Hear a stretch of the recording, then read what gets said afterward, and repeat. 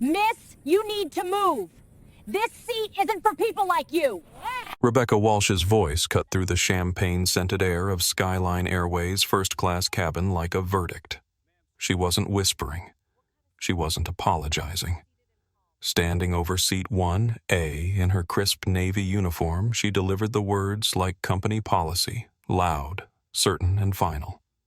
20-year-old Naomi Brooks looked up from her Stanford University sweatshirt and worn jeans, her noise-canceling headphones sliding down around her neck. She hadn't done anything wrong. She hadn't raised her voice or caused a scene. She was simply existing in a space where her presence was apparently a problem. "Excuse me," Naomi said calmly, though her heart began to race. Rebecca's smile was sharp as broken glass. "There's been a booking error. This section requires verification. We have a lovely seat for you in Economy Plus." The words hung in the perfumed air like smoke from a house fire. Around them, the first-class cabin of Flight 447 buzzed with the quiet energy of departure preparations. Leather seats that cost more than most people's monthly rent gleamed under soft lighting. Crystal champagne flutes waited on polished tray tables. The Boeing 7879 Dreamliner represented the pinnacle of luxury air travel, and Naomi Brooks had paid $7,200 to be here. She had every right to be here. But Rebecca Walsh had already decided otherwise. "I have my boarding pass," Naomi said, her voice steady despite the tremor in her chest. "The seat was purchased 3 days ago." She reached for her phone, pulling up the confirmation email with its unmistakable Skyline Airways logo and seat assignment 1, a premium first suite. Rebecca didn't even glance at the screen. Payment verification is required for this tier of service. There have been issues with certain bookings today. The pause before certain said everything that Rebecca's professional training wouldn't let her say explicitly. But the message was clear as glass. Young black women didn't belong in first class unless someone made a mistake. From seat 2C, Dr. Sarah Martinez looked up from her medical journal. She was a cardiologist returning home to London after a conference in New York, and she recognized the tone Rebecca was using. It was the same tone she'd heard in medical school when professors questioned whether she truly belonged in the program. "Is there a problem?" Dr. Martinez asked, her voice carrying the authority of someone accustomed to being heard. Rebecca turned, her smile brightening artificially. "Nothing that can't be resolved quickly, doctor. Just a small seating arrangement issue, but it wasn't small, and everyone in the vicinity knew it." Preston Vale emerged from the men's lavatory, adjusting his Hermes tie and checking his Patek Philippe watch. At 52, he commanded boardrooms across 3 continents and hadn't heard the word no in any context for at least a decade. His pharmaceutical empire had made him worth somewhere north of $800 million, and he expected the world to arrange itself accordingly. "What's the delay?" Preston asked, his voice carrying the impatience of someone whose time was measured in 6-figure increments per hour. "Just resolving a seating issue, Mr. Vale," Rebecca replied, her demeanor shifting to something approaching reverence. "We'll have you in 1A momentarily." That's when the pieces clicked into place. Naomi wasn't being moved because of a computer error or verification issue. She was being moved because Preston Vale wanted her seat, and the crew had decided that his comfort mattered more than her paid reservation. "I'm not moving," Naomi said quietly, but her words carried across the cabin like a bell. "I paid for this seat. I have the receipt. If Mr. Vale has an issue with his seat, you can offer him the economy plus accommodation you just offered me." The temperature in the cabin seemed to drop 10 degrees. Preston's laugh was sharp and dismissive. "Sweetheart, I don't think you understand how this works. Some passengers have priority." Priority based on what Naomi asked, meeting his gaze directly. "Payment. Because I paid for this seat. Status. I'm a Stanford student returning to Oxford University. Or are you talking about a different kind of priority?" She didn't say the words explicitly, but everyone understood exactly what kind of priority she meant. Rebecca's professional mask began to slip. "Young lady, you're creating a scene. This aircraft needs to push back on schedule and you're disrupting federal flight operations." "I'm sitting quietly in the seat I purchased," Naomi replied. "The only disruption I see is someone trying to remove a paying passenger to accommodate someone else's preference."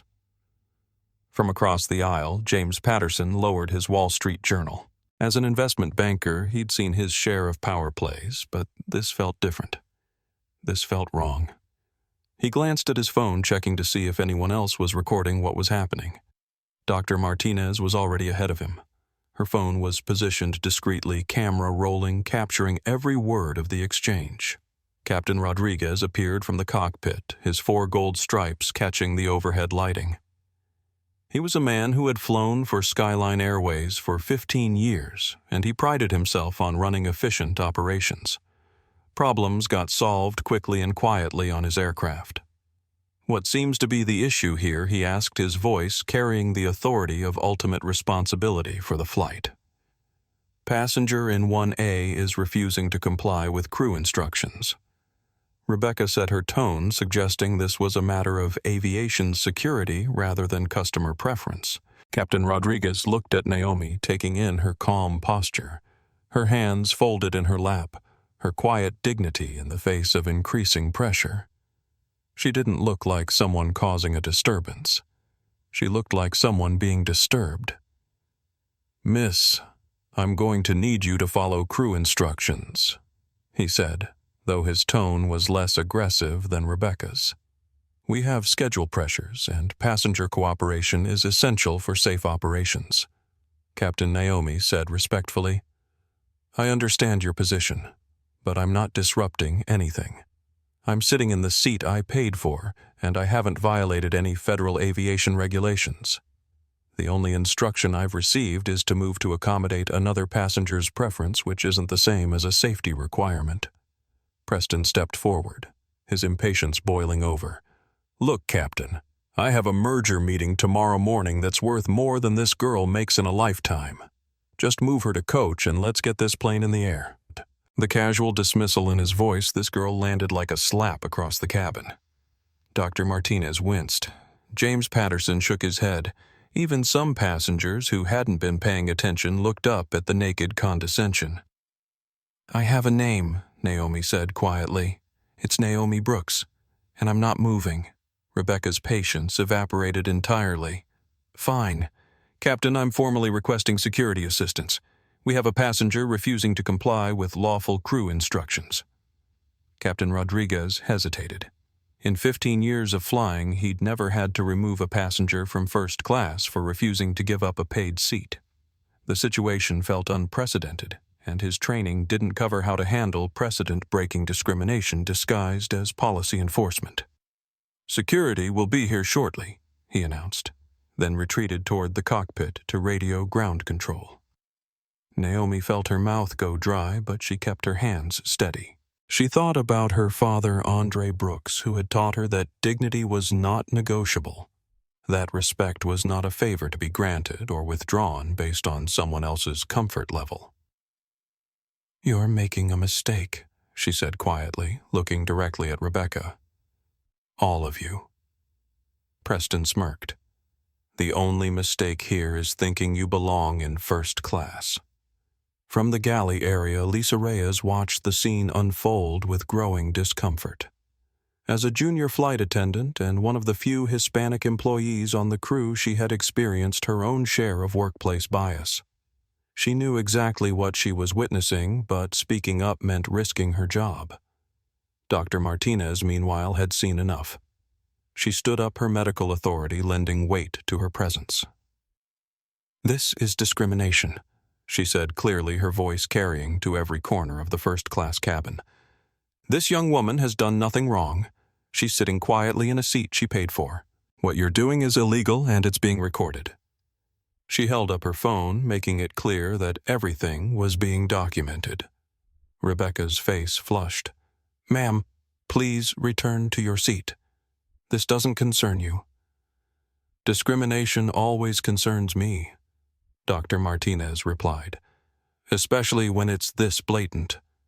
James Patterson stood as well. "Doctor's right. This is wrong." The girl paid for her seat, but Preston wasn't backing down. "Oh, please. This is about priority status and operational efficiency. Don't make this about something it's not. Then explain to me." Naomi said, her voice still calm despite the storm building around her, exactly what operational efficiency requires, removing a seated passenger to accommodate someone else's seating preference. Preston's face reddened. "Because some passengers matter more than others?" The words hung in the air like a confession. Dr. Martinez's phone captured every syllable. The cabin door opened and 2 airport security officers stepped aboard. Officer Williams, a large man with 20 years of experience, and Officer Thompson, his younger partner, approached with the weary confidence of people who dealt with difficult passengers daily. "What's the situation?" Officer Williams asked Rebecca. "Passenger in 1A refusing to follow crew instructions." Rebecca replied, her version of events stripped of all context. "Disrupting flight operations." Officer Thompson looked at Naomi, taking in her calm demeanor, her respectful posture, her quiet dignity. She didn't look disruptive. She looked scared but determined. "Miss, I need you to gather your belongings and come with us," Officer Williams said, his tone suggesting this was non-negotiable. Officer Naomi said carefully, "What law have I broken? What regulation have I violated? I'm sitting in a seat I paid for, and I haven't threatened anyone or disrupted anything." "You're disrupting the flight by refusing crew instructions," Officer Thompson said, though he sounded less certain than his partner. "The instruction was to move to economy to make room for another passenger's preference," Naomi replied. "That's not the same as a safety instruction, and you know it." Dr. Martinez stepped forward. "Officers, I'm a physician, and I've been watching this entire incident. This young woman has been completely compliant and respectful. She's being removed because of her race, not because of any safety issue." "Ma'am, please step back," Officer Williams said, but his tone was uncertain. The situation was more complicated than the simple passenger removal he'd expected. Preston, sensing the momentum shifting against him, decided to escalate. "Look, I don't care what this is about. I need that seat. I have status with this airline, and I want her removed. Now." His naked entitlement cut through any remaining ambiguity about what was really happening. Naomi reached into her pocket and pulled out her phone.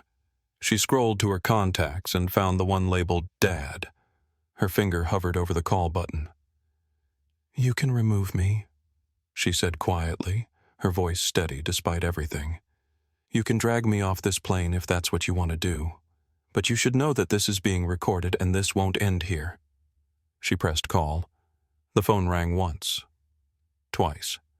Then a voice that could move mountains answered. To understand what happened next, you need to understand who Naomi Brooks really was, and more importantly, who her father was. Naomi had grown up in the suburbs of Detroit in a modest brick house that sat exactly where middle-class respectability met upper-middle-class ambition.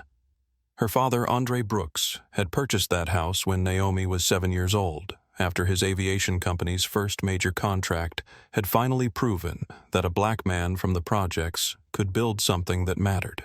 The house had 4 bedrooms, 3 bathrooms, and a 2-car garage that Andre never quite filled because he was always traveling, always working, always building the empire that would eventually span 3 continents and employ over 15,000 people. But when he was home, Andre made sure that Naomi understood exactly who she was and exactly what she was worth. "Baby girl," he would say, sitting on her bed at night when she came home crying about something that had happened at school. "The world is going to try to make you smaller than you are. It's going to try to convince you that you don't belong in rooms you paid to enter. Your job is to take up every inch of space you've earned and never apologize for it." When Naomi was 12, they had gone to dinner at an expensive restaurant in downtown Detroit to celebrate her acceptance into the gifted and talented program at school. The hostess had looked at Andre's jeans and polo shirt and suggested they might be more comfortable at the casual dining establishment down the street. Andre had smiled politely, handed her his American Express black card, and said, "We'll take the table we reserved, please." They sat in the most expensive booth in the restaurant, ordered the most expensive items on the menu, and Andre left a tip that was larger than most people's car payments. Not because he was trying to prove anything, but because he wanted Naomi to see what quiet dignity looked like under pressure. "Never let them see you sweat," he told her over dessert. "Never let them see you break. Take up your space and make them adjust to you." By the time Naomi turned 18, Andre's company Brooks Aviation Holdings had grown from a small aircraft leasing operation to one of the largest aviation investment firms in North America. They owned aircraft that flew for Delta, American United, and dozens of smaller carriers. They leased jets to Fortune 500 companies, provided financing for airline expansion, and consulted on aviation projects from Sao Paulo to Singapore. Andre had started with nothing. Born in the Brewster Projects in Detroit, raised by a grandmother who cleaned office buildings to keep food on the table, he had learned early that respect was something you earned through excellence, not something given through inheritance. At 18, Andre had enlisted in the Air Force, where he learned aircraft maintenance and developed an understanding of aviation that would serve him for the rest of his life. After his discharge, he worked as a baggage handler at Detroit Metropolitan Airport while taking night classes in business and aviation management. The other baggage handlers thought he was crazy studying spreadsheets and aircraft specifications during his lunch breaks, but Andre understood something that they didn't. Every plane that landed represented an opportunity, and every opportunity was a door that could be opened with the right combination of knowledge, timing, and relentless work ethic. His first major break came when he noticed that a regional airline was struggling with maintenance costs on their aging fleet. Andre approached them with a proposal his company would purchase their older aircraft, refurbish them to like-new condition, and lease them back at rates that were lower than their current maintenance expenses. The airline executives initially laughed at the young black man with the ambitious proposal, but Andre's numbers were flawless. His maintenance projections were conservative and his financing was solid. 6 months later, Brooks Aviation Holdings owned its first aircraft. 25 years later, Andre's company owned or held leases on over 200 aircraft worldwide, with a combined value exceeding $2 billion. But despite his success, Andre never forgot what it felt like to be dismissed, overlooked, or underestimated because of how he looked. He made sure Naomi never forgot either. When Naomi was 16, she had been shopping at an upscale mall in Birmingham, Michigan, using her father's credit card to buy clothes for school. The sales associate had watched her like a hawk, following her around the store, asking repeatedly if she was sure the card was hers. Finally, the woman had called security, claiming the card might be stolen. Naomi had called her father, crying and embarrassed. Andre had arrived at the store within 20 minutes, accompanied by the general manager of the mall, the regional manager of the store chain, and a lawyer. By the time he was finished, the sales associate was unemployed. The store had implemented new training protocols for all employees, and Naomi had received written apologies from 3 levels of corporate management. But more importantly, Andre had made sure that Naomi understood the lesson. "Baby girl," he said. As they walked back to his car, they apologized because I had power, not because they were wrong. The wrong part was obvious from the beginning. The apology only came when they realized there would be consequences. Your job is to make sure there are always consequences. Now at 20 years old, Naomi was a junior at Stanford University, majoring in international relations with a focus on economic policy. She had spent the past semester at Oxford University as part of an exchange program studying European approaches to aviation regulation and transportation policy. She was brilliant, driven, and quietly confident in a way that made professors take notice and classmates seek her out for study groups. She spoke 3 languages fluently, played violin at a near-professional level, and had already been accepted to law school at Harvard, Yale, and Stanford for after graduation. But despite her accomplishments, despite her father's success, despite the fact that she had grown up in a world where money was never a concern and opportunities were always available, Naomi had never forgotten that the world still saw her as a young black woman first, and everything else second. She had learned to navigate predominantly white spaces with the same quiet dignity her father had taught her. She dressed carefully, spoke precisely, and carried herself with a confidence that couldn't be dismissed or ignored. But she also understood that none of those things guaranteed that she would be treated with respect. That's why she always documented everything. That's why she always stayed calm under pressure. And that's why she always called her father when situations escalated beyond her control. Andre Brooks was currently in the boardroom of a major airline manufacturer in Seattle, negotiating a contract that would add 50 aircraft to his company's portfolio. The meeting represented potential profits in the hundreds of millions of dollars, and it had taken 6 months to arrange. But when his phone rang and he saw Naomi's name on the caller ID, everything else became secondary. Andre had built his empire on 2 fundamental principles. Family came first, and dignity was non-negotiable. Those principles had guided every major decision of his life, from the contracts he signed, to the employees he hired, to the values he instilled in his daughter. He had taught Naomi that money was just a tool, power was just leverage, and success was just protection. But respect, real respect based on character rather than appearance, that was something you had to fight for every single day. Now, as his phone rang in that Seattle boardroom, Andre Brooks was about to discover just how much fight was required. Meanwhile, back on Flight 447, Rebecca Walsh was operating from her own set of experiences and biases. Rebecca had been a flight attendant for Skyline Airways for 15 years, working her way up from economy class to the premium cabins where tips were better and passengers were supposedly more civilized. She prided herself on maintaining standards on providing service that matched the premium prices that first-class passengers paid. But Rebecca's understanding of standards was complicated by unconscious biases that she had never examined or acknowledged. In her mind, first-class passengers looked a certain way, dressed a certain way, and carried themselves with a certain bearing that she recognized and respected. When she saw young people in casual clothes in first class, her immediate assumption was that they were using employee passes or upgrade certificates or some other arrangement that hadn't actually cost them the full price of the premium experience.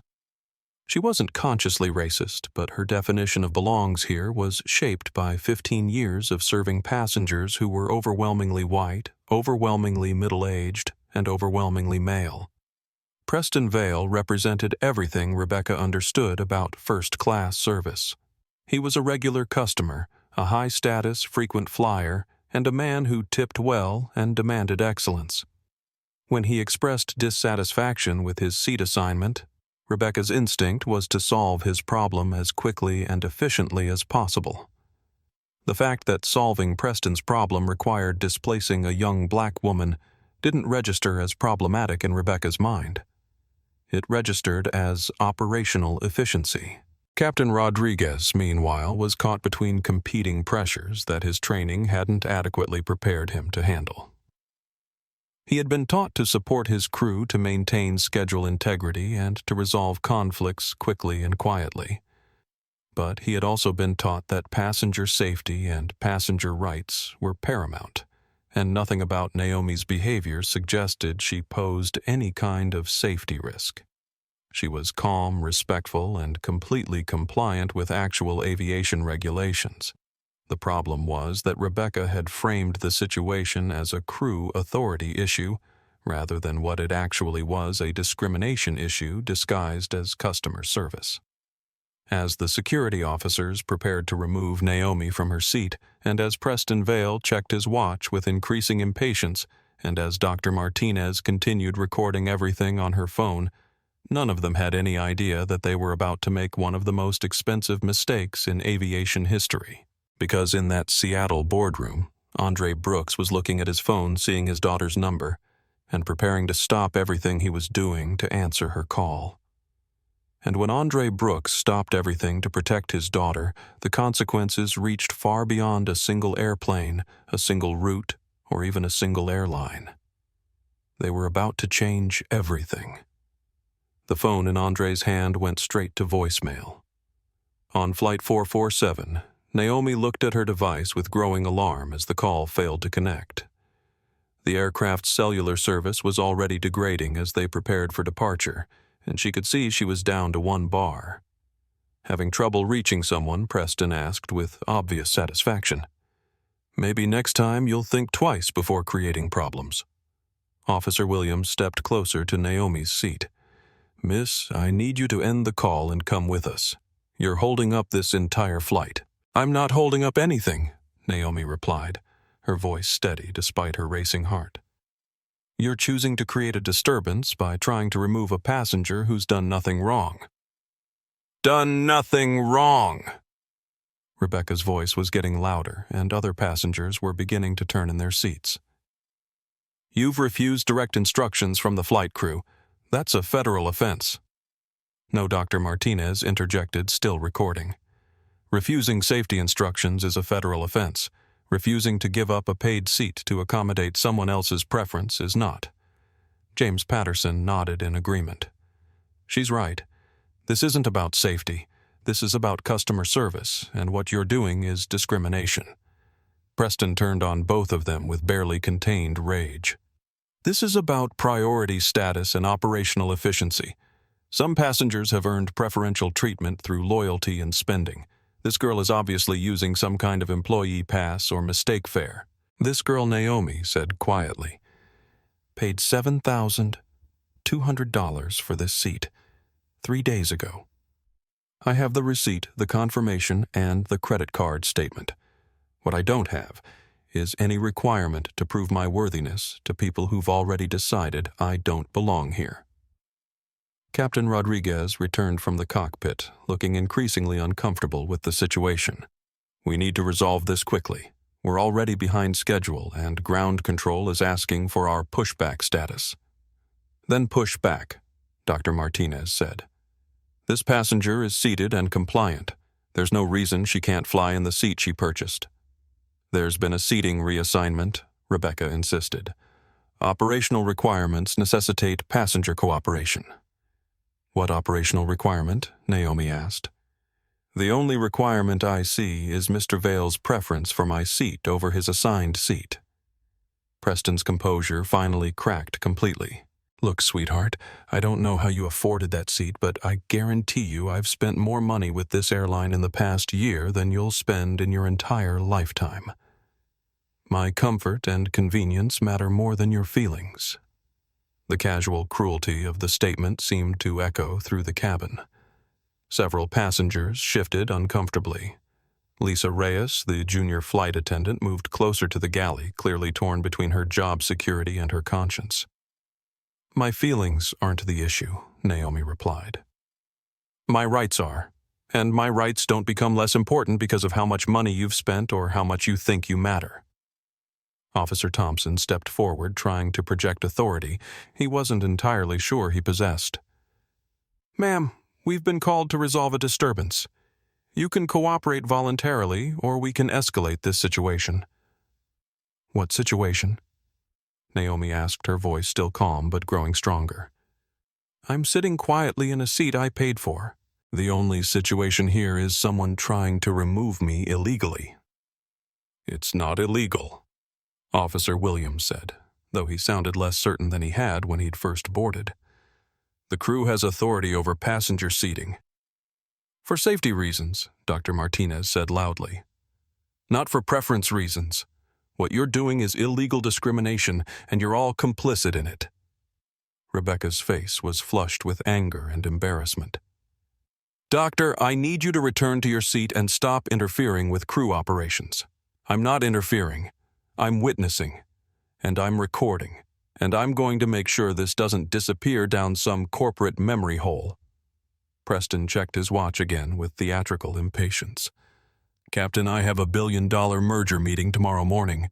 Every minute we waste on this nonsense costs real money. Just remove her and let's get this plane moving." Captain Rodriguez looked around the first-class cabin, taking in the faces of the other passengers, the phone cameras that were now openly recording, and the growing tension that was making his job significantly more complicated than usual. "Miss Brooks," he said finally, "I'm asking you one last time to cooperate with crew instructions. If you don't move voluntarily, we'll have to remove you." Naomi took a deep breath, thinking about everything her father had taught her about dignity under pressure. "Captain, I'm going to ask you one last time to think about what you're doing. You're removing a paying passenger who's done nothing wrong to accommodate another passenger's preference. You're doing it because you've made assumptions about who belongs in first class based on how we look and how we're dressed. And you're doing it with full knowledge that it's being recorded and documented." She paused, letting the weight of that sink in. "I'm not going to resist. I'm not going to fight you. But I want everyone here to understand that what you're doing is wrong, and there will be consequences." The cabin fell silent except for the ambient noise of the aircraft systems. Even Preston seemed momentarily subdued by the gravity in Naomi's voice. Officer Williams reached for her arm. "Miss, please stand up and gather your belongings." Naomi pulled her arm away gently. "Don't touch me. I'll gather my things, but don't put your hands on me unless you're arresting me for a specific crime. You're being removed for disrupting flight operations," Officer Thompson said. "What operation have I disrupted?" Naomi asked as she slowly collected her backpack and jacket. "What specific regulation have I violated? What crime have I committed, other than existing in a space where my presence makes some people uncomfortable?" Neither officer answered. As Naomi stood up from her seat, Rebecca immediately moved to block her access to the aisle. "Mr. Vale, your seat is ready." Preston moved toward 1A with obvious satisfaction, but as he passed Naomi, she spoke quietly enough that only he could hear. "You're going to regret this," she said. "All of you." Preston smirked. "I doubt that, sweetheart." Dr. Martinez stood up as Naomi was escorted toward the aircraft door. "This is Dr. Sarah Martinez. I'm a physician, and I'm witnessing what appears to be illegal discrimination by Skyline Airways crew and airport security. This young woman has been completely compliant and respectful, and she's being removed solely because of her race." She spoke clearly, making sure her phone captured every word. The passenger in question, Naomi Brooks, paid over $7,000 for seat 1A, which is being given to a white male passenger who demanded it based on his perceived status with the airline. James Patterson stood as well. "I can corroborate that account. This is discrimination pure and simple." But Officer Williams was done with discussion. "Everyone needs to return to their seats so this flight can depart. Miss Brooks, you're coming with us." As they reached the aircraft door, Naomi turned back to look at the first-class cabin one more time.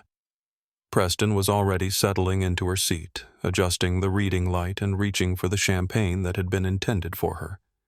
Rebecca was bustling around, trying to restore normal service as if nothing unusual had happened. Captain Rodriguez had returned to his cockpit, probably hoping the whole incident would be forgotten once they were airborne. But Dr. Martinez was still recording, and James Patterson was still watching, and Lisa Reyes was looking at Naomi with an expression that seemed equal parts sympathy and shame. "This isn't over," Naomi said quietly as Officer Williams guided her toward the jet bridge. And she was right, because at that exact moment in a boardroom in Seattle, Andre Brooks was looking at his missed call notifications and realizing that something was very wrong. He had taught Naomi to call him whenever she felt unsafe or overwhelmed. In 20 years, she had used that option exactly 3 times, once when she was 12, and got lost at a shopping mall once when she was 16 and experienced the credit card incident, and once when she was 18 and a college party had gotten out of hand. Naomi didn't call for help lightly. If she had called him from the airplane, it meant something serious was happening. Andre stood up from the conference table, interrupting a presentation about aircraft financing options that could have made his company another $100 million in annual revenue. "Gentlemen," he said to the room full of aviation executives, "I need to step out for a moment. Family emergency." But as he reached for his phone to call Naomi back, he noticed something that made his blood run cold. The number she had called from showed the international prefix for in-flight satellite communication systems. That meant she was calling from an airplane. More specifically, it meant she was calling from an airplane that was equipped with his company's communication systems. Andre's company didn't just own aircraft. They also provided communication, navigation, and tracking services for dozens of airlines. Every plane that used Brooks Aviation Holdings technology was monitored in real time by his company's operations center. He speed-dialed his operations manager in Detroit. "Marcus, I need you to track a call. My daughter just tried to reach me from an aircraft. I need to know which flight, which airline, and current status." Marcus Rodriguez, no relation to the captain, was one of Andre's most trusted employees, a former air traffic controller who understood both aviation operations and the technology that made them possible. "Give me 2 minutes, boss," Marcus said. Andre paced the hallway outside the boardroom, his mind racing through possibilities. Naomi was supposed to be flying from New York to London on her way back to Oxford. It should have been a routine flight, but nothing about her phone call felt routine. His phone buzzed. "Boss, I found it. Skyline Airways. Flight 447 JFK to Heathrow, Boeing 787-9. The call came from seat 1A approximately 4 minutes ago. But here's the strange thing, the aircraft is still on the ground at JFK. They were supposed to push back 20 minutes ago, but they're showing delayed for operational reasons." Andre felt his stomach drop. What kind of operational reasons, I'm not sure. But the aircraft is using our ACR's messaging system, and I'm seeing some unusual communication patterns. Multiple radio calls to ground control security notifications, that kind of thing. Andre's hands were trembling with anger. "Marcus, I want you to pull the full communication log for that aircraft. Everything. Radio calls, data messages, even the passenger manifests if you can access them. Boss, some of that might require, I don't care what it requires. That's my daughter on that plane, and something's wrong. Use every system we have access to." While Marcus worked, Andre did something he hadn't done in 20 years of business. He called his personal attorney, his director of public relations, and his head of security simultaneously on a conference call. "We may have a situation," he said without preamble. "Naomi is on a Skyline Airways flight that's being delayed for operational reasons. She tried to call me and couldn't get through. I need everyone on standby until I know what's happening." His attorney, Catherine Walsh, a woman who specialized in civil rights and aviation law, was immediately alert. "What kind of situation are you thinking? The kind that ends with lawsuits and congressional hearings? If I'm right about what I think is happening," Marcus called back. "Boss, you're not going to like this. I've got partial audio from ground control communications. It sounds like there's a passenger removal in progress. Security is involved." The conference call went silent. "Passenger removal." Catherine's voice was sharp. On what grounds? Andre was already moving toward the elevator. "I'm going to Seattle Tacoma International. Have the jet ready for immediate departure to JFK. And Catherine, start preparing for war." "What kind of war?" Andre's voice was ice cold. "The kind that ends airlines." Back on Flight 447. Dr. Martinez watched through the aircraft windows as Naomi was escorted across the jet bridge. Her phone had captured the entire incident, and she was already uploading the video to her social media accounts. The caption read, "Watching discrimination happen in real time on Skyline Airways. Young black woman dragged from first-class seat she paid for to make room for white male passenger who has status. This is 24 people. This is still happening." Within minutes, the video had been shared dozens of times. Within an hour, it would be shared thousands of times. But Andre Brooks wasn't waiting for social media justice. He was bringing something much more immediate, much more powerful, and much more devastating than viral videos. He was bringing consequences. Dr. Martinez's finger moved across her phone screen with surgical precision, each tap deliberate and purposeful. As a cardiologist, she was accustomed to working under pressure, making split-second decisions that could mean the difference between life and death. But this was different. This was about justice. The video she had just captured showed everything: Naomi's calm demeanor, Rebecca's escalating aggression, Preston's naked entitlement, and the security officer's willingness to remove a paying passenger without cause. More importantly, it showed the clear racial dynamics at play, a young black woman being displaced for an older white man who simply wanted her seat. She typed quickly, "Skyline Airways discrimination justice. Naomi Brooks deserves better. We all do." She hit share and watched as the video began uploading to Instagram, Facebook, Twitter, and TikTok simultaneously. The response was immediate and explosive. Within 30 minutes, Dr. Martinez's video had been viewed over 50,000 times. The comments section was a torrent of outrage support and shared experiences from people who had witnessed or experienced similar treatment. "This happened to my daughter on American Airlines," wrote one user. "I work for an airline and this is not policy. This is racism," wrote another. "Name and shame every single employee involved," demanded a third.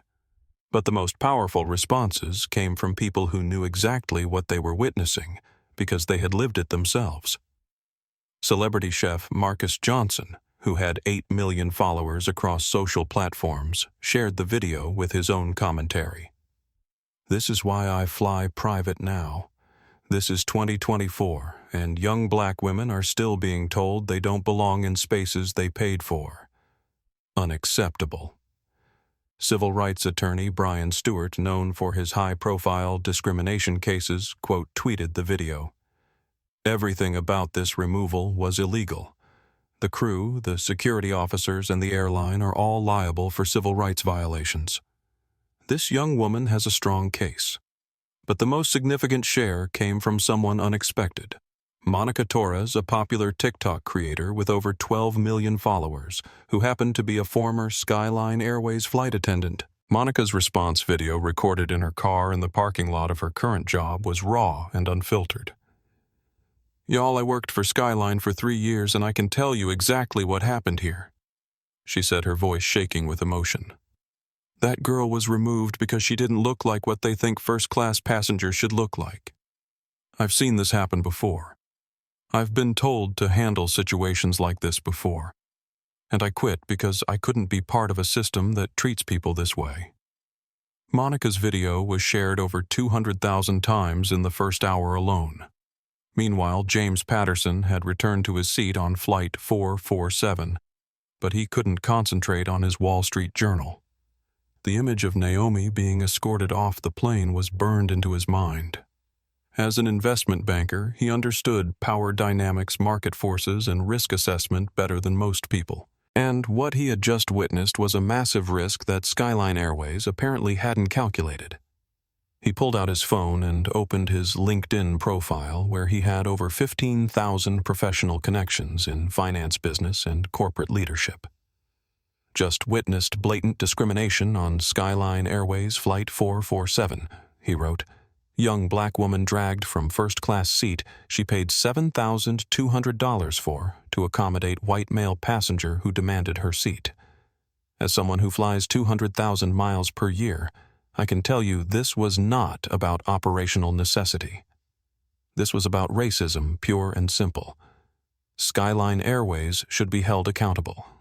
His post was shared by dozens of executives within the first 30 minutes, reaching decision-makers at Fortune 500 companies across multiple industries. But the most damaging response came from an unexpected source: current and former Skyline Airways employees. Flight attendant Jennifer Park, who worked the domestic routes, shared Dr. Martinez's video with her own commentary. "This is why morale is so low. We're being asked to enforce discrimination and call it customer service." Pilot David Richardson, a 20-year veteran of the airline, wrote, This crew violated company policy, federal regulations, and basic human decency. I'm embarrassed to wear the same uniform. Even passengers from other flights began sharing their own experiences. The hashtag Skyline Stories began trending as people recounted their own encounters with discriminatory treatment by the airline. Inside the Skyline Airways corporate headquarters in Dallas, the crisis was escalating faster than anyone had anticipated. Communications Director Rachel Green was fielding calls from major news outlets, all asking for official statements about the incident that was rapidly going viral. CBS. "This morning wants a statement in 30 minutes, she told her assistant. CNN is leading with it on the evening news, and the Washington Post is preparing a front-page story for tomorrow's edition. But the real crisis wasn't the media attention. It was the immediate operational impact. Customer Service Supervisor Linda Chang was watching reservation cancellations pour in at an unprecedented rate. The hashtag Boycott Skyline was gaining momentum, and passengers were actively switching to competing airlines. "We've had over 300 cancellations in the past 2 hours, she reported to senior management, and our social media mentions have gone from 500 per day to over 50,000, and 98% of them are negative." The airline's stock price was already beginning to drop in after-hours trading as investors realized the potential scope of the crisis. But none of this corporate panic was visible to the passengers still sitting on Flight 447. Preston Vale was enjoying his champagne in Seat 1. Completely unaware that his behavior was being dissected and condemned by hundreds of thousands of people online. He had already forgotten about Naomi dismissing the entire incident as a minor inconvenience that had been resolved in his favor. Rebecca Walsh was going through her pre-flight checklist, trying to restore normal operations and hoping that the departure delay wouldn't result in additional scrutiny from her supervisors. Captain Rodriguez was communicating with ground control about their revised departure time, focusing on operational necessities and trying not to think about the moral implications of what had just occurred in his aircraft. But Lisa Reyes couldn't stop thinking about it. As the junior flight attendant, she had been trained to follow the lead of senior crew members and avoid contradicting their decisions. But everything about what she had witnessed felt wrong. During her training, she had been taught that passenger safety was the primary responsibility of the flight crew. She had been taught to de-escalate conflicts, not create them. She had been taught that all passengers deserved respect and professional service regardless of their appearance or background. Nothing in her training had prepared her for witnessing discrimination disguised as operational necessity. Lisa pulled out her phone and opened the anonymous employee reporting portal that Skyline Airways had implemented as part of their corporate compliance program. "Witnessed discriminatory passenger removal on Flight 447, she typed. "Paying first-class passenger removed to accommodate different passengers' seating preference."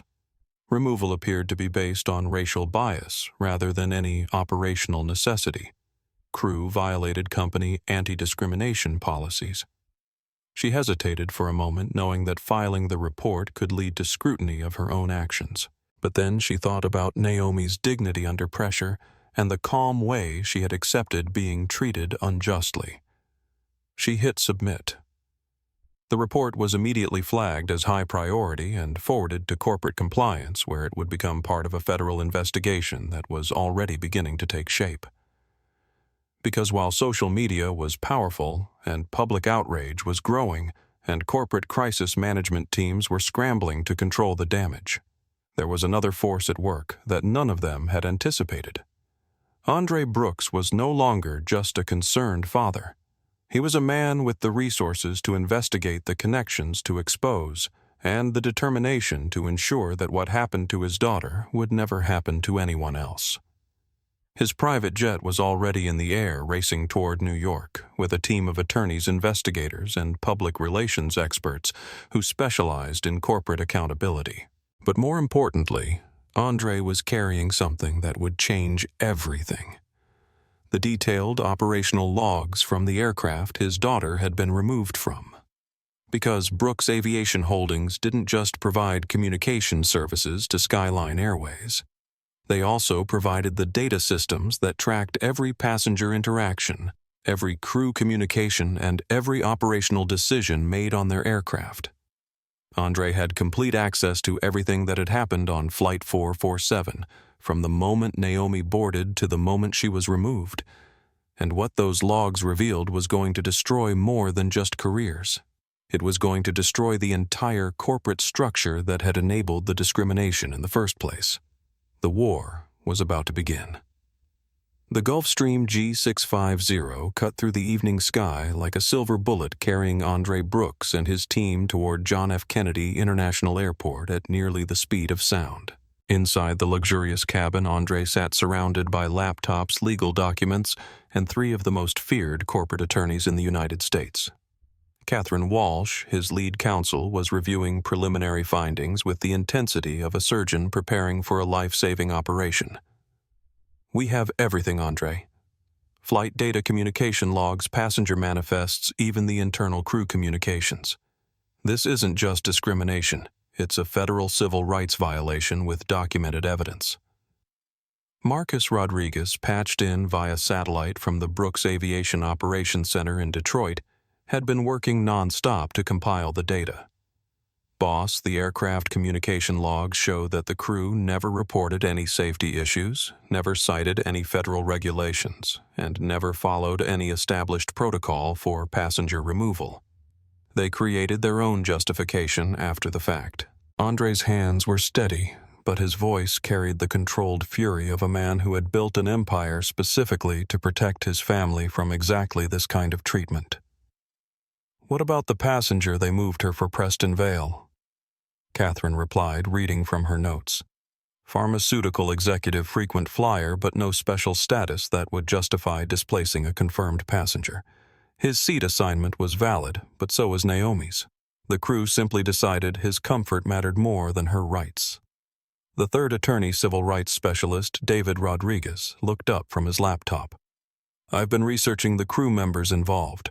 Rebecca Walsh has been named in 4 previous discrimination complaints over the past 3 years. All were settled quietly, all involved passengers of color, and all were buried in corporate legal files." Andre's jaw tightened. They knew. The airline knew she had a pattern of discriminatory behavior, and they kept her in a customer-facing role. "It gets worse," Marcus's voice crackled through the satellite connection. "I've accessed the ground crew communications. Airport security was told this was a belligerent passenger situation before they even boarded the aircraft. The crew lied to security to get them to remove Naomi. Catherine was already drafting legal documents on her laptop. That's conspiracy to violate civil rights, false reporting to federal officers, and fraud. We're not talking about a civil lawsuit anymore, Andre. This is criminal territory." But Andre wasn't focused on lawsuits or criminal charges. He was focused on something much more immediate and much more devastating. "Marcus, what's the tail number on that aircraft? N887SK Boeing 787-9. Andre smiled, but there was no warmth in it. "That's one of ours. We hold the lease on that specific aircraft. Skyline Airways is paying us approximately $47 million over 10 years for the right to operate that plane." The cabin fell silent as the implications sank in. "You can ground it," Catherine said, her voice filled with amazement. "You can literally strand their flagship route." "Better than that?" Andre replied. "I can terminate their lease for breach of contract.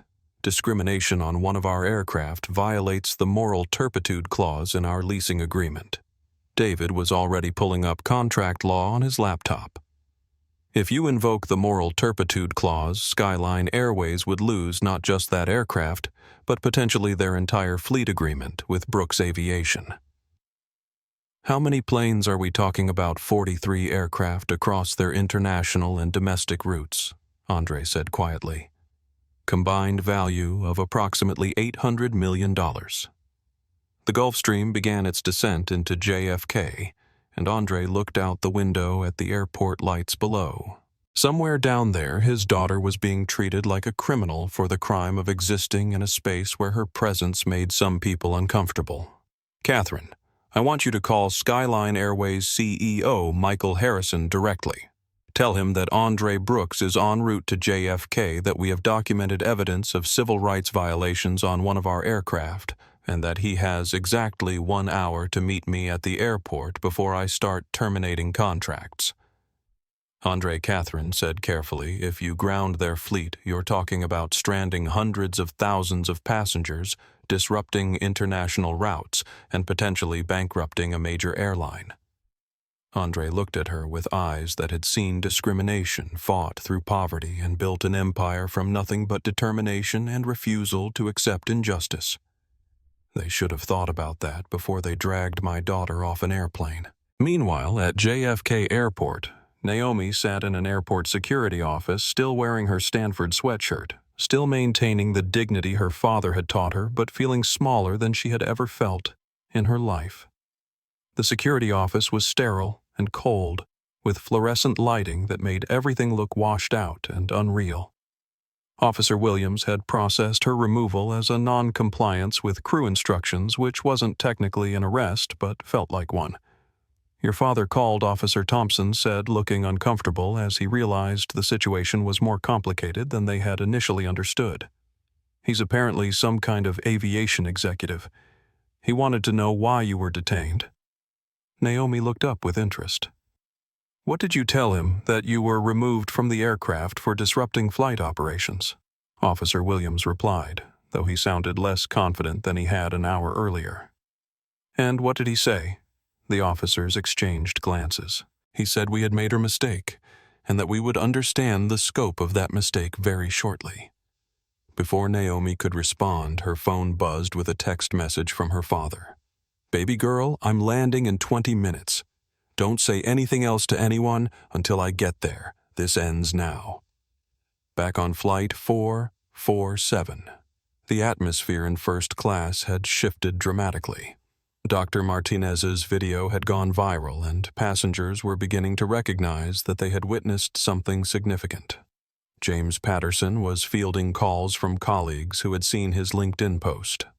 How bad was it, really asked one of his clients, a Fortune 500 CEO who was considering cutting ties with Skyline Airways. Worse than you can imagine, James replied. It was textbook discrimination, and it was captured on video from multiple angles. Preston Vale was still oblivious to the growing crisis, enjoying his champagne and checking emails about his merger meeting the following morning. But his ignorance was about to be shattered. Captain Rodriguez received a call from ground control that made him freeze in place. Skyline 447, be advised that we have a priority aircraft requesting immediate gate access. Brooks Aviation Holdings corporate jet tail number N650BA. They have requested direct communication with your crew regarding operational concerns. Rodriguez felt his stomach drop. Brooks Aviation Holdings was one of Skyline Airways' largest leasing partners, and Andre Brooks was personally known to every senior pilot in the airline. He was also known as someone who didn't make unscheduled flights without very serious reasons. Ground control, say again. Brooks Aviation is requesting communication with our crew. Affirmative, Skyline 447. Mr. Brooks has requested immediate contact regarding passenger removal documentation on your aircraft. Please stand by for priority communication. The radio crackled, and a voice that commanded boardrooms across 3 continents came through with crystal clarity. Captain Rodriguez, this is Andre Brooks, CEO of Brooks Aviation Holdings. I believe you have something that belongs to me. The entire cockpit fell silent. Mr. Brooks, this is Captain Rodriguez. How can we assist you, sir? You can start by explaining why my daughter was dragged off my aircraft for the crime of sitting in a seat she paid for. Rodriguez felt the blood drain from his face. Your daughter, Sir Naomi Brooks, 20 years old, Stanford University student, Oxford Exchange Program. Seat 1A, which she purchased for $7,200 3 days ago. Ring any bells? Captain. Through the cockpit door, Rodriguez could see Preston Vale still enjoying his champagne in the seat that Naomi had been forced to vacate. Sir, there was a seating discrepancy that required passenger reassignment for operational efficiency. Andre's voice was ice cold. Captain, I have the complete operational logs from your aircraft. There was no mechanical issue with any other first-class seat. There was no safety concern that required passenger movement. There was no federal regulation that necessitated reassignment. What there was, Captain, was discrimination. The radio went silent for a long moment. Captain, let me be very clear about your situation. The aircraft you're sitting in belongs to my company. The communication system you're using belongs to my company. The navigation system that will get you safely to London belongs to my company. And the legal authority that allows Skyline Airways to operate any of those systems comes from contracts that I personally negotiated. Rodriguez was sweating now. Mr. Brooks, I assure you that you assured my daughter that she would be treated with dignity and respect when she boarded your aircraft. How did that work out? Captain. Another silence. Here's what's going to happen. I am currently taxiing to a gate approximately 50 yards from your aircraft. I am accompanied by 3 attorneys, 2 federal investigators, and a team of journalists from major news outlets. In approximately 5 minutes, I am going to board your aircraft to collect my daughter's belongings and have a conversation with your crew. Rodriguez's hands were shaking. Sir, passengers are not permitted to reboard after Captain. I'm not a passenger. I'm the man who owns your airplane. And unless you want to spend the next 10 years flying cargo planes in rural Alaska, you will ensure that I receive the cooperation I require. The line went dead. Rebecca Walsh, who had been listening from the galley, looked pale. She had heard Andre Brooks' name before. Every Skyline Airways employee had heard of Andre Brooks. He was the man who could ground their entire fleet with a phone call. Preston Vale, still blissfully unaware, was reading financial news on his tablet when Captain Rodriguez emerged from the cockpit. Ladies and gentlemen, we have a slight operational delay. We need to resolve some administrative issues before departure. But Dr. Martinez, who had been monitoring the situation through news updates on her phone, looked up with interest. Administrative issues? Or is Andre Brooks about to board this aircraft? Preston looked confused. Who's Andre Brooks? James Patterson lowered his newspaper with something approaching awe. Andre Brooks is the owner of Brooks Aviation Holdings, one of the largest aviation investment firms in North America. And if he's here, it's because that young woman you had removed was his daughter. Preston's face went white. He owns this plane, Dr. Martinez added helpfully, and about 42 others that Skyline Airways operates. Preston stood up from seat 1A as if it had suddenly caught fire. Captain, he called out, his voice cracking with panic. I think there may have been a misunderstanding about the seating arrangement. But it was too late for misunderstandings. Through the aircraft windows, they could see a black Escalade pulling up to the jet bridge, followed by news vans from CNNA-BC and CBS. Andre Brooks was about to board the aircraft where his daughter had been humiliated. And he was bringing the end of careers, the destruction of reputations, and the kind of consequences that would echo through the aviation industry for decades. The reckoning had arrived. The aircraft door opened with a mechanical hiss that seemed to echo through the first-class cabin like the sound of inevitability arriving. Andre Brooks stepped aboard wearing a perfectly tailored charcoal suit and an expression that could have melted steel. Behind him came Catherine Walsh, David Rodriguez, and a woman with a press badge who was documenting everything for the evening news. The first thing Andre saw was Preston Vale hurriedly gathering his belongings from seat 1. His earlier arrogance replaced by the panic of a man who had just realized he was drowning. The second thing he saw was Rebecca Walsh standing frozen in the galley with her mouth slightly open and her professional composure completely shattered. The third thing he saw was Dr. Martinez still holding her phone and still recording, who nodded respectfully as he passed. "Mr. Brooks," she said quietly, "I documented everything. Your daughter conducted herself with remarkable dignity." Andre paused long enough to meet her eyes. "Thank you. That means more than you know." Captain Rodriguez appeared from the cockpit, his captain's stripes seeming to weigh heavily on his shoulders. "Mr. Brooks, I want to assure you that Andre held up one hand, and the captain fell silent immediately. Captain, in approximately 30 years of business, I have learned that the words people speak after they've been caught matter far less than the actions they took when they thought no one was watching." He walked slowly through the first-class cabin, taking in every detail, every face, every witness to what had happened to his daughter. "Rebecca Walsh," he said, turning to face the senior flight attendant. 15 years with Skyline Airways, 4 previous discrimination complaints, 0 successful completion of sensitivity training programs, and today you physically removed a paying passenger to accommodate the preferences of another passenger based on what appears to be racial bias. Rebecca opened her mouth to respond, but Andre continued. "I have the complete audio and data logs from this aircraft, Ms. Walsh. I know that you told airport security this was a belligerent passenger situation before they ever boarded the plane. I know that you never consulted company policy regarding passenger removal. I know that you never documented any safety concerns or operational necessities. You simply decided that my daughter didn't belong here, and you acted on that decision." Catherine Walsh stepped forward, her legal credentials clearly visible. "Ms. Walsh, I'm Catherine Walsh representing Mr. Brooks. You are being notified that civil and criminal complaints will be filed against you personally for civil rights violations, conspiracy to violate passenger rights, and filing false reports with federal officers."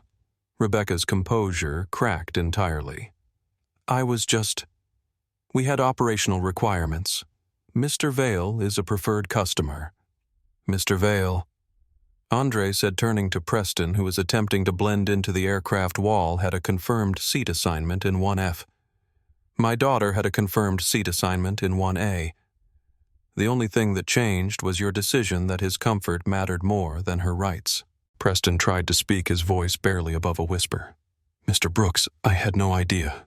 If you had known that she was my daughter, that she had connections, that there would be consequences."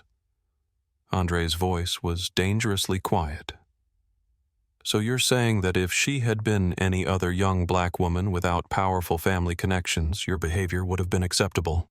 Preston's mouth opened and closed without producing any sound. Andre turned to Captain Rodriguez.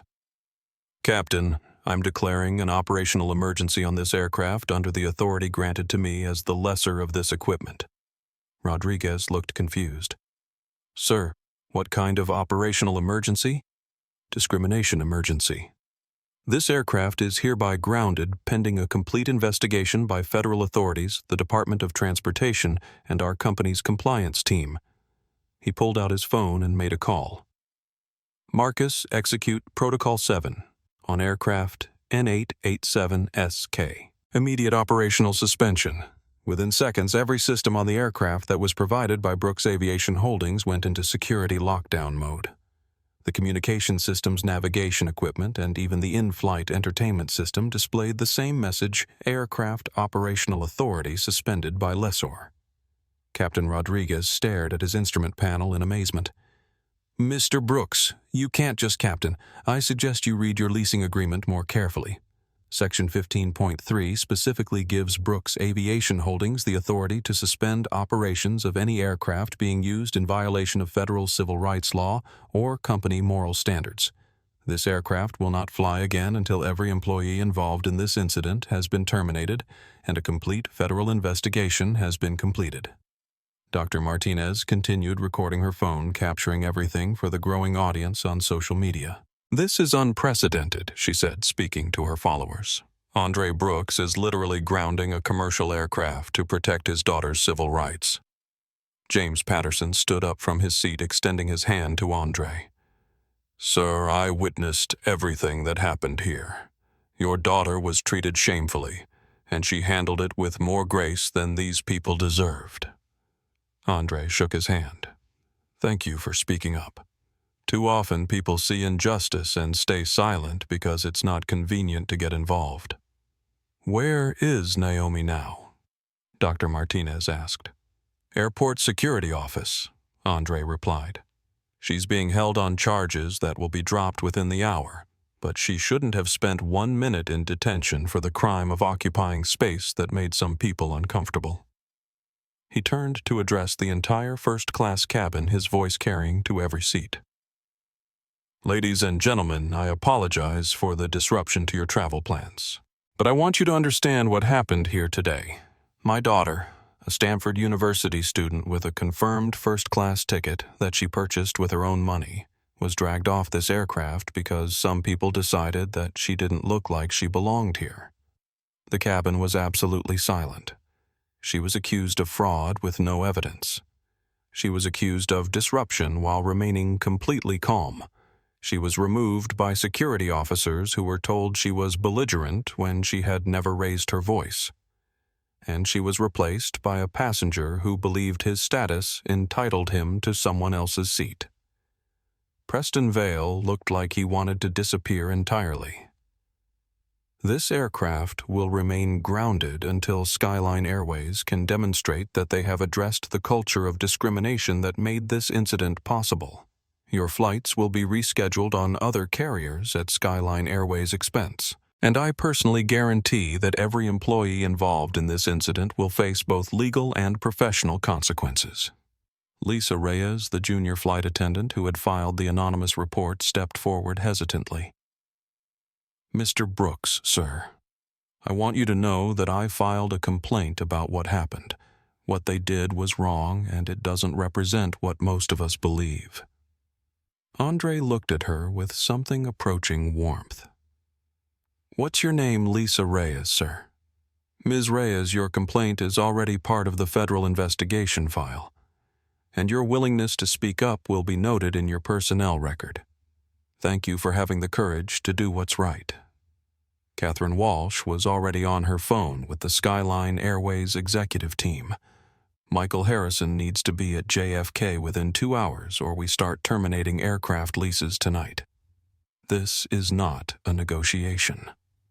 David Rodriguez was coordinating with federal investigators who were already en route. "We'll need passenger statements, crew interviews, and complete operational documentation. This is going to be a textbook case in civil rights law." But Andre was focused on something more immediate than legal proceedings. "Captain Rodriguez, I need the contact information for airport security. I'm going to collect my daughter, and then we're going to have a conversation about how this gets resolved." Sir Rodriguez said carefully, "What kind of resolution are you looking for?" Andre smiled, but there was no warmth in it. "The kind that ensures this never happens to anyone else. Ever." Meanwhile, news of the grounded aircraft was spreading through the aviation industry like wildfire. Other airlines were frantically reviewing their own policies and training programs, knowing that Brooks Aviation Holdings could just as easily terminate their leasing agreements if similar incidents occurred. Skyline Airways' stock price was in freefall as investors realized that Andre Brooks could theoretically ground their entire fleet, stranding hundreds of thousands of passengers and bankrupting the company. Social media was exploding with updates from passengers on other Skyline Airways flights who were demanding to know if their aircraft would also be grounded. Skyline Grounded was trending worldwide with over 2 million mentions in the past hour alone. But the most significant impact was happening in corporate boardrooms across the aviation industry, where executives were asking themselves a simple question. If Andre Brooks could ground an aircraft to protect his daughter's civil rights, what else could he do? The answer was almost anything. Brooks Aviation Holdings didn't just lease aircraft. They provided financing for airline expansion, consulting for route development, and technology services for flight operations. Andre Brooks had relationships with suppliers, manufacturers, and regulatory agencies that could make or break aviation companies, and he had just demonstrated that he was willing to use every bit of that power to ensure that discrimination had consequences. As Andre left the aircraft to collect Naomi from airport security, Preston Vale finally found his voice. "This is going to ruin me," he said to no one in particular. Dr. Martinez looked up from her phone where she was reading news coverage of the incident. "Good," she said simply. "It should." Rebecca Walsh was crying now, the reality of losing her career finally sinking in. "I never meant for it to go this far." James Patterson shook his head. "You meant for it to go exactly this far. You just didn't expect there to be consequences." Captain Rodriguez was still staring at his disabled instrument panel, trying to understand how one discriminatory act had led to the complete grounding of his aircraft. But Lisa Reyes understood perfectly. "Actions have consequences," she said quietly. "We just haven't been holding the right people accountable for the right actions." Outside the aircraft, Andre Brooks was walking across the tarmac with the kind of purposeful stride that suggested the war was far from over. He had grounded one aircraft and ruined several careers. Now he was going to reshape an entire industry. The reunion between Andre and Naomi took place in a sterile airport conference room, away from the cameras and reporters that had gathered outside. For the first time since the ordeal began, Naomi's composure finally cracked, and she allowed herself to be held by her father, while the weight of everything she had endured settled on her shoulders. "I'm sorry, Dad," she whispered, though she had nothing to apologize for. "Baby girl, you have nothing to be sorry for," Andre replied, his voice gentle but firm. "You handled yourself with perfect dignity. I'm proud of you, and I'm sorry that you had to go through this." Catherine Walsh gave them privacy for a few moments, then gently interrupted. "Andre, we need to discuss our strategy. Skyline Airways CEO.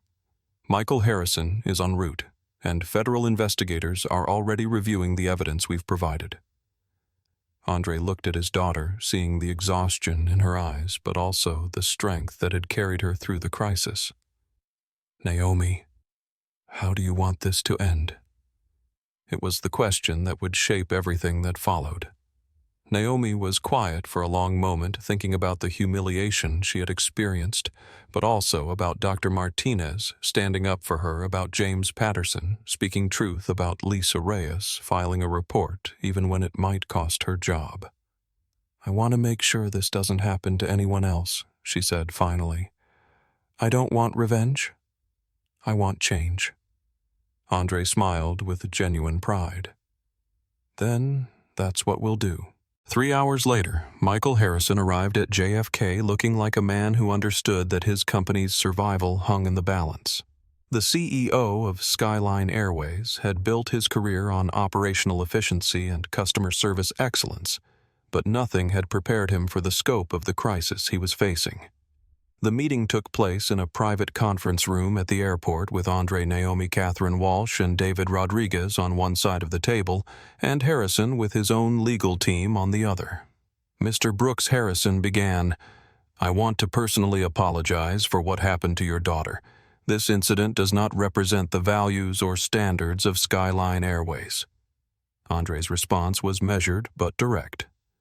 "Mr. Harrison, your employee, Rebecca Walsh, had 4 previous discrimination complaints that were all settled quietly. Your crew violated federal regulations, company policy, and basic human decency, and your immediate response was to cover it up rather than address it, so I'm not sure your apology addresses the underlying problem." Harrison shifted uncomfortably. "What would you like us to do?" Naomi leaned forward. "We want structural changes that ensure this can't happen again.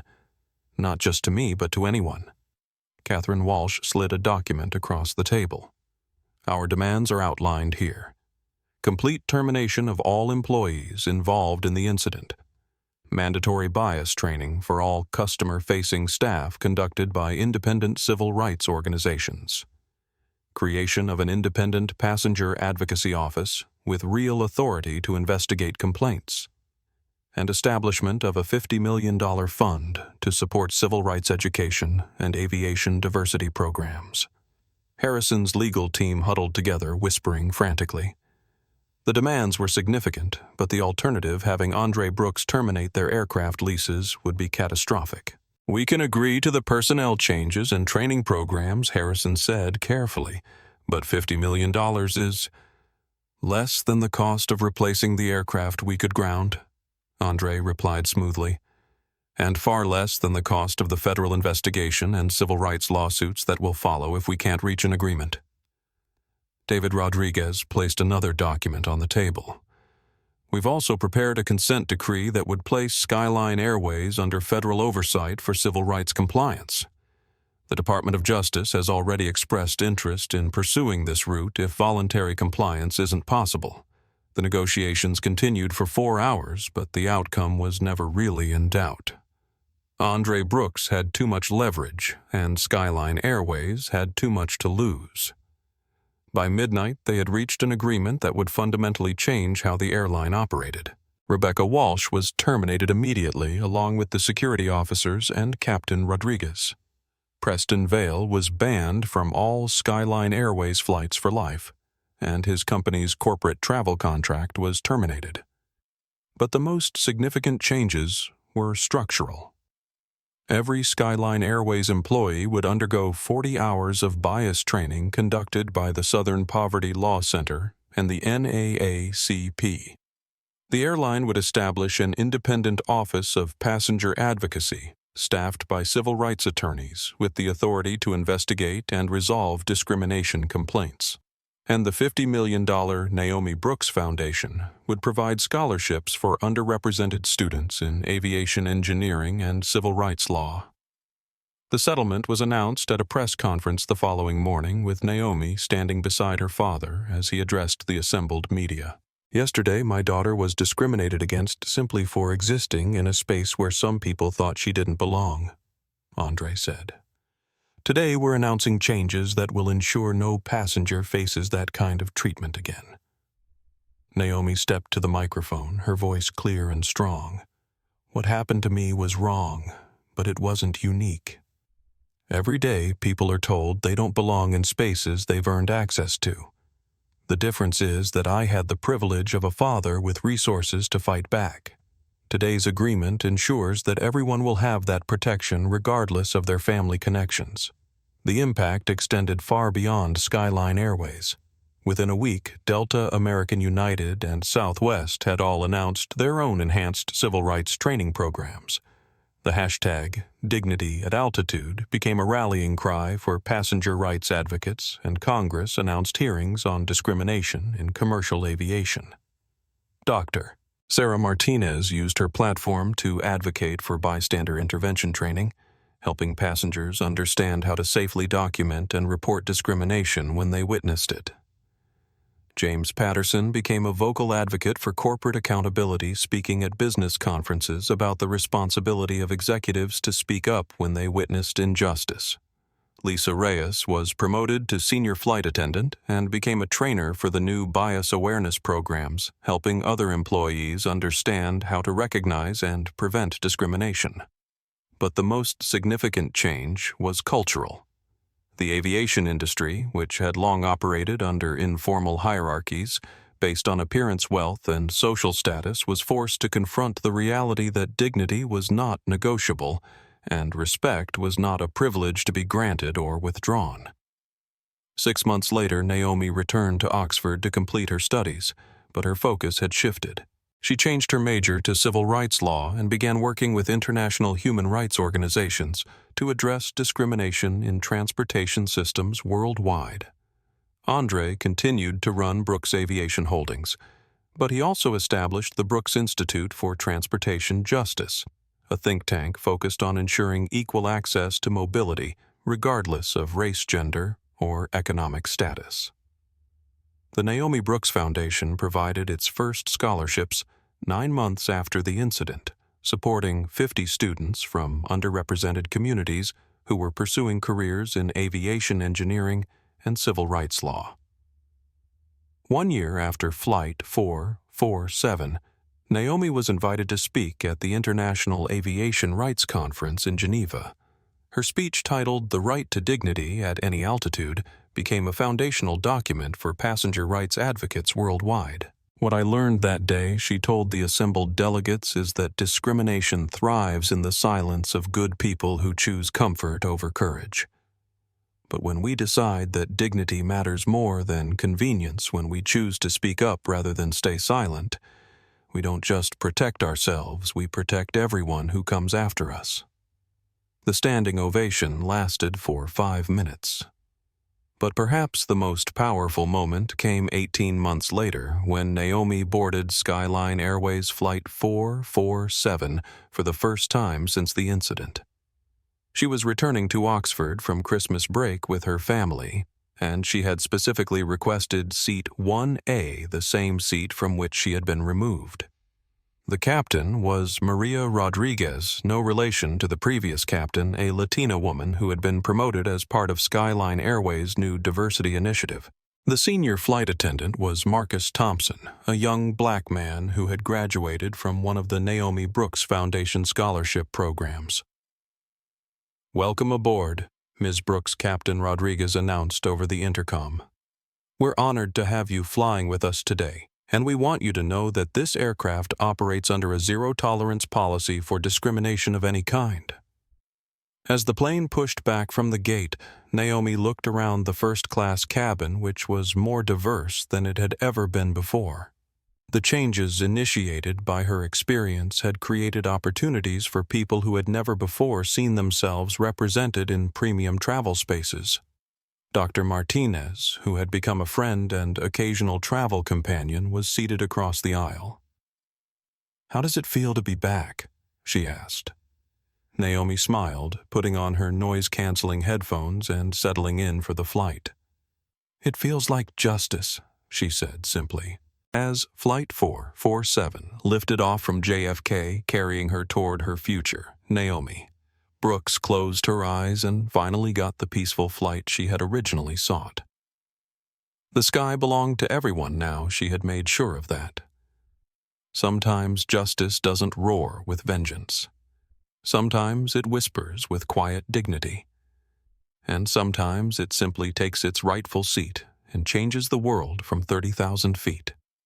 The story of Flight 447 became a case study in business schools, law schools, and civil rights organizations worldwide. It demonstrated that discrimination has costs that extend far beyond the immediate victims, and that true accountability requires more than apologies. It requires structural change. But for Naomi Brooks, the real victory wasn't in the settlements or the policy changes or the media attention. It was in the knowledge that her willingness to stand her ground with grace had opened doors for everyone who would follow in her path. And as she pursued her law degree and prepared for a career fighting injustice wherever she found it, she carried with her the lesson her father had taught her from childhood. Dignity is not negotiable. Respect is not a favor. And every space you've earned the right to occupy is a space where you belong completely. If this story of courage, dignity, and justice moved you, please hit that like button. It helps us share these important stories with more people who need to hear them. And make sure to subscribe to our channel because we have many more powerful stories coming your way about ordinary people who refused to accept injustice and changed the world because of it. Share this video with someone who needs to be reminded that they belong in every space they've earned the right to occupy. Drop a comment below and let us know, have you ever witnessed discrimination like this? How did you respond? Your voice matters, and your story could inspire others to stand up when it matters most. We'll see you in the next video where we continue to celebrate the power of dignity, the importance of justice, and the incredible things that happen when ordinary people decide that enough is enough. Until then, remember you belong wherever you've earned the right to be, and no one has the power to make you smaller than you are.